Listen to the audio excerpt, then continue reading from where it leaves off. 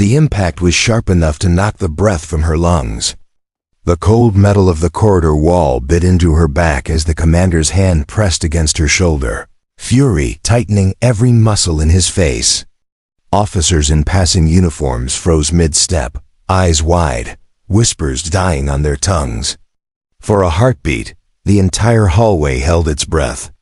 And then, as her cap fell to the floor and her hair slipped free from its tight bun, something in the air shifted. He didn't recognize her yet, not really. He thought she was just another officer late for briefing.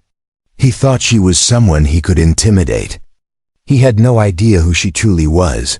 Before I tell you what happened next, tell me in the comments where you're watching from. I love knowing who's listening. Her name was Evelyn Ward, to most on the base. She was a quiet transfer officer from Fleet Command, someone sent to observe operations, nothing more. She kept to herself, never used her title, and never raised her voice. No one noticed the faint silver bar engraved into her ID badge, the one that only a handful of people in the Navy would recognize, the commander. Marcus Hawley had a reputation, ruthless, proud, efficient, the kind of officer who believed authority was enforced, not earned. He'd seen too many promotions go to people with connections instead of merit, and his resentment ran deep. So when Evelyn didn't salute him fast enough in the crowded corridor, his anger flared like a fuse meeting gunpowder. "Watch where you're going, Lieutenant," he'd snapped. "Or are you one of those transfers who think the rules don't apply to you?" She had opened her mouth to explain, but the words never left. The shove came fast, unexpected. Her shoulder hit the wall, and her cap fell. Gasps rippled down the hall. Someone muttered, "Sir, that's," but stopped as Marcus shot him a glare that silenced the room. Then Evelyn looked up. Her gaze wasn't angry. It wasn't even fearful. It was calm, the kind of calm that comes from power. From knowing exactly who you are. And for the first time, Marcus felt something strange twist in his chest, unease. Hours earlier, before that moment, the base had been buzzing with talk of a secret inspection. Word had spread that Fleet Command was sending someone, a high-ranking officer who would decide whether the base would receive funding for a new defense fleet. But no one knew who it was. No one imagined she'd already arrived. Evelyn had chosen to come quietly, without announcement, without the ceremony that her position demanded. She wanted to see how her officers truly led when no one was watching. She wanted truth, not performance. She'd seen arrogance before. She'd seen cruelty hidden behind polished metals. But she had also seen courage, and she was searching for it. Again, what she hadn't expected was to find herself pinned against a wall by one of her own commanders. Before the inspection had even begun, the silence after the shove lingered longer than it should have. Evelyn adjusted her uniform and bent to retrieve her cap, her fingers brushing the edge of the brass insignia. When she straightened, her voice came soft, steady. "Is this how you treat all officers under your command, Commander Hawley?" The title made him pause. She shouldn't have known his name. He frowned. "You're out of line, Lieutenant. Watch your tone." A faint smile touched her lips. "You're right. Rank should be respected." She stepped closer, close enough that he could see the faint gleam of the fleet insignia on the inner collar of her uniform, just beneath the fold. He blinked, his anger faltering for half a second, but before he could respond, the sound of boots echoed from down the corridor. The base captain appeared, flanked by two senior officers. His eyes widened as he saw Evelyn. He snapped to attention so fast his chair nearly toppled. "Fleet Admiral Ward. We weren't expecting you until," the words died. Every head turned. Marcus's face went pale. Fleet Admiral. The highest-ranking officer in the fleet.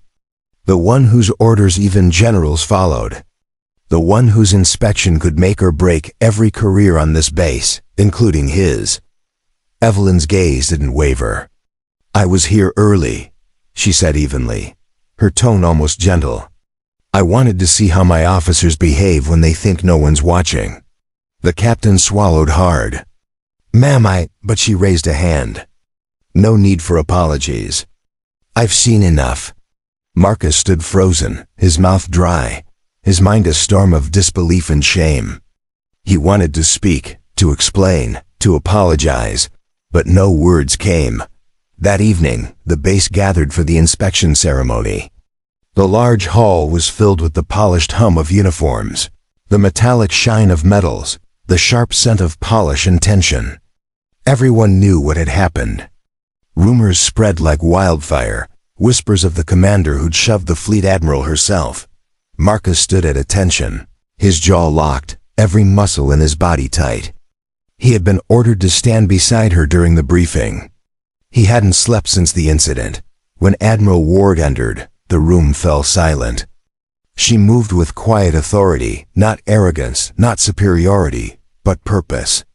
Her presence alone commanded the air. She spoke of discipline, integrity, and leadership. Her voice carried the weight of truth. And then, halfway through, she paused and turned toward him.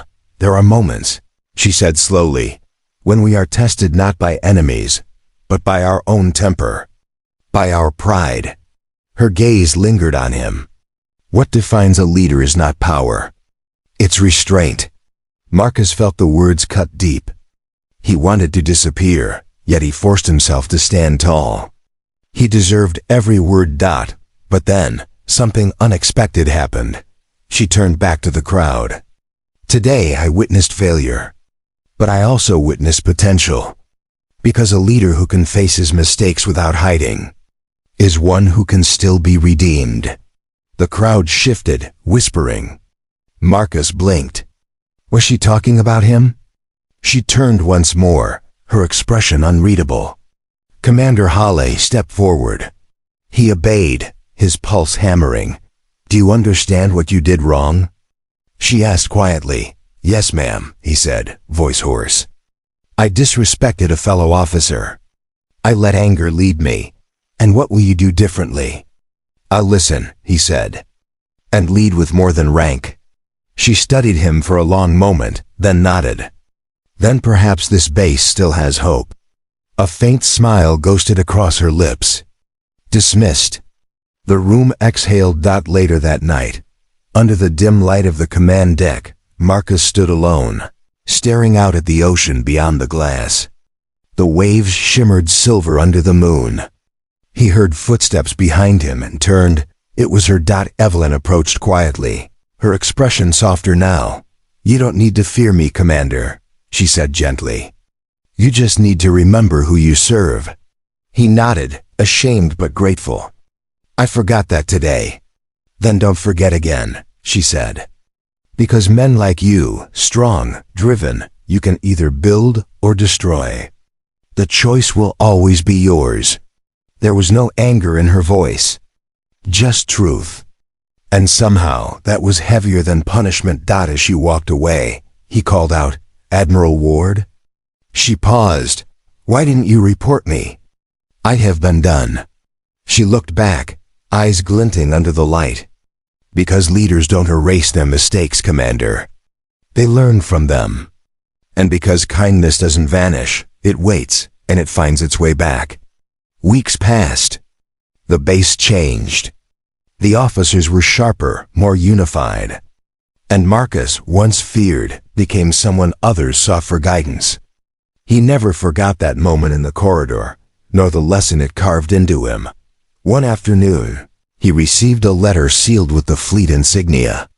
Inside was a single sentence, written in Evelyn Ward's elegant handwriting. Leadership isn't granted, it's proven. Every day. He smiled, folded the letter, and placed it in his uniform pocket. Outside, the sea stretched endlessly, calm, powerful, and patient. Much like the woman who had taught him what real strength looked like. Because sometimes, the greatest battles are fought not with weapons, but with conscience. And sometimes, the person you wronged becomes the one who saves you from yourself. Because kindness doesn't vanish, it waits. And it finds its way back. And and in the quiet echo of that truth, the memory of the corridor, of that single defining moment, became something else entirely.